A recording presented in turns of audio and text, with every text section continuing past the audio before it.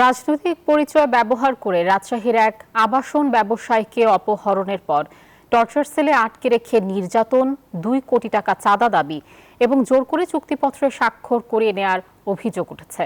ভুক্তভোগী ব্যবসায়ী মোহাম্মদ মোস্তাফিজুর রহমান চরম নিরাপত্তাহীনতায় ভুগছেন জানিয়ে এর সুষ্ঠু বিচার দাবি করেছেন। বৃহস্পতিবার রাজধানীর জাতীয় প্রেস ক্লাবে সংবাদ সম্মেলনে ভুক্তভোগী ব্যবসায়ী অভিযোগগুলো তুলে ধরেন। তিনি জানান, এই ঘটনায় জড়িতরা একটি রাজনৈতিক দলের নাম ব্যবহার করে নিজেদের অপকর্ম ঢাকার চেষ্টা করছে এবং মামলাকে রাজনৈতিক হয়রানি বলে প্রচার চালাচ্ছে। দফায় দফায় তারা নির্যাতন করে, আমাকে টাকা নিয়ে আসতে বলে, যেভাবে ফোন করে হোক আমি যেন টাকা নিয়ে এসে দিই।